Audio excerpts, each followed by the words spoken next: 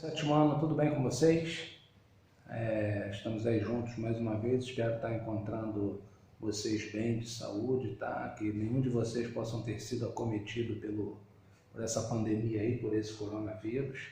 Não só vocês, mas todos a parentela de vocês, tá? Que todos estejam bem de saúde, que todos estejam saudáveis. E sempre lembrando dos cuidadinhos básicos, lavar a mão com água e sabão, usar um álcool gel. E não esquecer, em hipótese alguma, de usar máscara, pessoal, tá? A máscara ela é muito importante, tá? E tem que fazer parte da vida de vocês agora. A partir de hoje nós vamos dar continuidade, vamos dar início aí ao nosso conteúdo de segundo bimestre, tá bom, pessoal? Então nós vamos começar um novo ciclo aí do nosso conteúdo, do nosso livro. Torcendo para que isso acabe logo, para que a gente volte para a sala de aula, eu estou morrendo de estar com vocês em sala de aula, tá? Então, nessa primeira aula do nosso segundo bimestre, nós vamos estudar os seres vivos, tá? E falando de seres vivos, nós vamos falar de animais invertebrados. Animais invertebrados se dividem em 1 e 2. Nós vamos começar pelo 1, animais invertebrados 1. Então, nós vamos falar dos seres vivos aí dentro dessa categoria aí, tá? E antes de tudo, da gente entrar dentro dessa, vamos dizer, dessa classe aí de seres vivos, de animais, enfim, nós temos que aprender a classificar os seres vivos, ver como eles são classificados, por que eles são classificados, de que modo eles são classificados, quem classificou, a classificação usada até hoje, tá bom? E é isso que nós vamos vir a partir de agora. Então, olha só, a gente começa mais ou menos assim, aqui, ó, tá vendo aqui, ó. Ao longo do tempo, os estudiosos também sentiram a necessidade de organizar a grande quantidade e diversidade de seres vivos na natureza para facilitar seu estudo. Então, a partir disso aqui, os estudiosos tinham sentido a necessidade de organizar, porque numa época atrás estava meio jogado fora isso aí, meio desorganizado. Um canídeo com um felino, um suíno com... enfim, esses animais estavam completamente desorganizados. Então, esses estudiosos sentiram a necessidade de agrupar esses animais dentro das suas características, tá? Desde a antiguidade, os organismos vivos foram sendo organizados e classificados em diferentes grupos, tá? Então, desde a antiguidade, você botava um grupo para isso, um grupo para aquilo, um grupo, beleza? Aristóteles, um dos primeiros a idealizar essa classificação, classificou os organismos vivos em 3 níveis. Então, Aristóteles começou com 3 níveis, de acordo com a sua importância, tá? Então, de acordo com a sua importância, dentro deste nível, Aristóteles classificou esses seres vivos.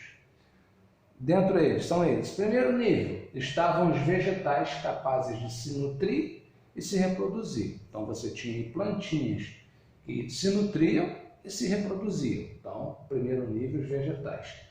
Segundo nível, estavam os animais que se reproduzem e apresentam sentidos. Animais que tinham a capacidade de se reproduzir e tinham um certo sentido. E no terceiro nível, estava o ser humano, que além das características descritas para vegetais e animais, apresentam raciocínio. Então, olha só, a gente é capaz de se nutrir e se reproduzir, tá? A gente também é capaz de se reproduzir, como diz aqui, e apresentar sentidos. E além disso aqui, temos também raciocínio. Então, Aristóteles classificou nesses 3 níveis. A classificação de Aristóteles foi em nível, beleza? Aí já apareceu um outro camarada aí, chamado de Carl von Linné, mas para a gente aqui ficou conhecido como Carlos Linneu. Esse Carlos Linneu elaborou uma forma de classificar e nomear os seres vivos que é utilizada até os dias atuais, tá? Então, a partir de Linneu até hoje, a forma de classificar e nomear os seres vivos é usada. Ideologia feita por Carlos Linneu. Ele agrupava os organismos em categorias hierárquicas, lembrando lá que Aristóteles era níveis. Esse camarada aqui em categorias hierárquicas. De que modo? A partir da classe, da ordem, do gênero, espécie e variedade de espécie. Tá? Então, a sua classe, ordem, gênero, espécie e variedade da espécie. Carlos von Linneu já começou a melhorar isso aí. Na época de Linneu, eram conhecidos apenas 3 reinos. Nós vemos que hoje os reinos são muito mais. Mas na época de Linneu era conhecido apenas 3 reinos dos componentes do ambiente. Você tinha na época do Linneu o reino mineral, o reino vegetal e o reino animal. Tranquilo? Então, dentro desses 3 reinos, Linneu começou a classificar os animais. A classificação pode ser representada em esquemas denominados árvores filogenéticas, onde você tem um ancestral comum e você vai tendo os ramos daquela árvore para chegar até um denominador comum. Tá? Mais ou menos como está aqui. Ó. Isso aqui, essa imagem aqui tem no livro de vocês, tá? Então nós temos aqui um ancestral comum de todas essas espécies atuais, a espécie A, B, C, D, E e F.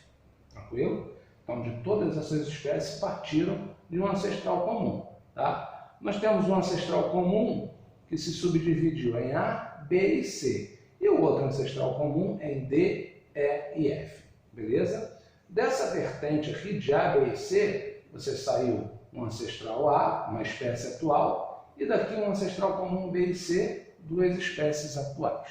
Tranquilo? Aqui na D e F, esse braço aqui, D, E e F, saiu uma espécie D, uma espécie E e uma espécie F. Todas dentro de sua característica com esse aqui, porém com ideias, vamos dizer assim, ideologias diferentes. Tá? Isso aqui são hipóteses, isso aqui tanto é que aqui está dizendo, a representação de uma árvore filogenética hipotética, mas a partir disso aqui a gente já tem a noção que esses animais partiram de um ancestral comum. Ok? Vamos dar continuidade. A proposta de classificação dos seres vivos em 5 reinos leva em consideração as características anatômicas, anatomia, fisiológicas e a história evolutiva das espécies. Então, olha só, a proposta de classificação dos seres vivos em 5 reinos leva em consideração a característica anatômica, a anatomia desse animal, a sua fisiologia, tá? E a história evolutiva das espécies. Com isso, apareceram aí os 5 gêneros atuais. Reino das bactérias, dos protoctistas, dos fungos, das plantas e dos animais. Todos esses colocando o seu exemplo. Reino das bactérias, como o nome está dizendo, qual o exemplo que nós temos desse reino? As bactérias. Reino dos protoctistas, nós temos os protozoários e as algas. Reino dos fungos, o nome está dizendo, nós temos o cogumelo e as leveduras. Reino das plantas, árvore, grama, arbusto, enfim. Tá? Todas as plantinhas. E reino dos animais, os mamíferos, nós, as aves, todos os outros.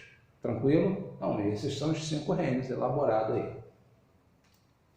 Atualmente, a classificação mais aceita é a dos seres vivos em 3 domínios. Tá? Nós temos o reino, e esses reinos são dominados, vamos dizer assim. E esses domínios é o domínio das eubactérias, domínio dos eucariotas, e o domínio das arqueobactérias, tá? Vamos ver isso aí numa imagem para a gente poder entender isso aí melhor. Então aqui, ó. Domínio das eubactérias, formado por seres vivos unicelulares procariontes, tranquilo? Bactérias. Domínio dos eucariotas, formado pelos seres vivos eucariontes, animais, plantas, protozoários e fungos. Tá vendo que nós temos aqui uma característica dos procariontes e dos eucariontes, tá? Eubactérias e eucariotos. Com isso aqui, apareceu o domínio das arqueobactérias, formado por seres vivos unicelulares procariontes, arqueobactérias. A parede celular desse organismo tem composição diferente das eubactérias. Além disso, eles são capazes de suportar condições extremas de temperatura e acidez, tá? Então, não confundir eubactéria com arqueobactérias, tá? Porque dentro das características, tá, as arqueobactérias têm condições de suportar temperaturas extremamente diferentes, tá? Extremamente diferentes, condições extremamente diferentes de temperatura e acidez, tá? E tem também a proposta de classificação dos seres vivos em 2 domínios e 6 reinos, ó. Aí partiu mais um domínio aí e acrescentou-se mais um reino. Quem são esses domínios? O domínio dos eucariotas. Aí nós temos o reino dos protozoários, fungos, plantas, animais e os cromistas. Tá? Exemplo de cromista: alguns tipos de algas, fungos e protozoários. Animais, aves, répteis, insetos e crustáceos. Plantas, árvores, ramas, arbustos. Fungos, cogumelos, levedura, protozoários e protozoários. Aí vem o domínio dos procariotas, eucariotas, procariotas, reino das bactérias. Exemplo, bactérias e cianobactérias. Todos eles partindo de um ancestral comum, tranquilo? Então a gente já conseguiu ver aí os 5 reinos a partir dos domínios, tá? Domínio procariota, domínio eucariota, tranquilo? E o 6º reino que se classificou aí dentro desse domínio dos eucariotas, tranquilo? Com isso tem a classificação dos seres vivos. Essa classificação agrupa os seres vivos em categorias hierárquicas. Tá? Essa categoria hierárquica ela vem assim, vamos dizer assim, de uma categoria onde predomina o mais forte, vamos dizer assim. Então isso aqui, a gente está falando de tartaruga, tá? Falando de uma tartaruga, esse exemplo está até no livro de vocês, só que eu simplifiquei isso aqui para a gente poder compreender isso aqui. Então tem lá o reino. Qual é o reino dessa tartaruga? Reino dos animais. Tranquilo? Se é o reino dos animais, logo após o reino, você tem o filo. Qual seria o filo? Cordados, animais que em algum momento da sua fase, da sua vida, possuíram notocorda. Nós possuímos na nossa fase embrionária, quando a gente ainda estava dentro do útero da mamãe, que a gente ainda era um embrião. Nós possuímos notocorda, a gente fala disso para frente, que é notocorda, tá? Reino, animal, filo, animais e cordados, a classe. A classe é o 3º grupo. Além de animais e cordados, eles são classificados como répteis. Tranquilo? Então, olha só. Reino, animais, filo, cordado, classe, répteis. Após a classe, nós temos a ordem. Qual é a ordem desse animal? Se ele é um animal cordado, réptil, ele é da ordem dos quelônios. Então, a gente já entende que a gente está falando de um animal com uma certa característica. Réptil, animal tem vários. Cordado tem vários. Répteis tem vários. Quelônio também tem vários. Só que a gente vai chegar a um denominador comum, tá? Então, quelônio. Qual é a família? Família do quelônio, porém, família queloniídeos.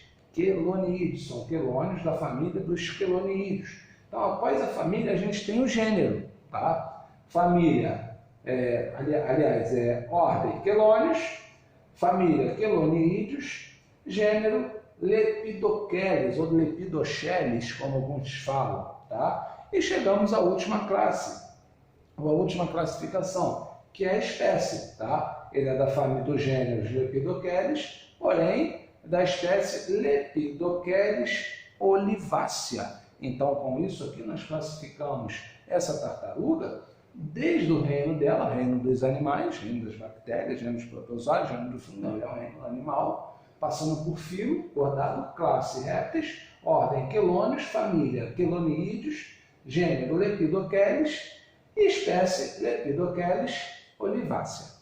Tranquilo? Isso aí a gente consegue fazer com qualquer tipo de animal. Por exemplo, se eu pedir aqui um tigre, reino, animal, filo, cordado, só que aqui na classe, um tigre ele é um réptil? Não, ele é um felino. Então isso aqui a gente vai começar a mudar a partir daqui. Tranquilo? Uma planta, reino, vegetal, já muda logo ali. Filo, vegetal, é um cordado, filo, vegetal, cordado. Planta é um cordado? Não. Aí você já vai ter que pesquisar o filo desse tipo de planta. Tranquilo? Então é assim que a gente faz essa classificação. Se nós estivéssemos em sala de aula, a gente faria isso, tentaria montar isso aí em sala de aula, mas como nós estamos, fica um pouquinho complicado. Nomeando os seres vivos. Para evitar confusões ao se referir a determinada espécie em diferentes localidades. Então a gente nomeia os animais, os seres vivos, para evitar confusões de determinadas espécies em diferentes localidades. De acordo com a nomenclatura científica, cada espécie recebe apenas um nome, que é válido mundialmente. Tá? Então esse nome pode mudar a pronúncia, mas vamos dizer assim, a nomenclatura vai ser a mesma. Os nomes científicos são escritos em latim e composto por 2 palavras. Tá? Então geralmente é no latim, que é uma língua que não muda, geralmente é aquilo ali, vai ser sempre, e composto por 2 palavras. Veja um exemplo. O exemplo que eu usei para vocês, Homo sapiens. A primeira palavra, Homo, é o nome do gênero. Qual é o gênero, então? Homo. e deve ser escrita com a letra inicial maiúscula, Homo sapiens. A segunda palavra é o termo especificado da espécie. Tá? Então aqui nós temos o gênero e aqui nós temos a espécie. Qual é a espécie? Sapiens. E deve ser escrita com letra minúscula. Repare que todo sapiens está em letra minúscula. Essa palavra, Homo sapiens, geralmente quando aparece no texto, ela deve estar em destaque, em itálico e sublinhado. Tranquilo? Então isso a gente conseguiu aí, vamos dizer assim, a gente conseguiu nomear essa espécie. Tranquilo? Lembrando do gênero, Homo. Espécie, Sapiens. Tranquilo?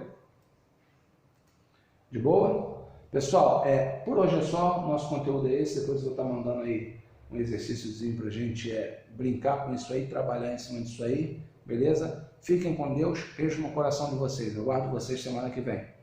Tchau. Se cuidem.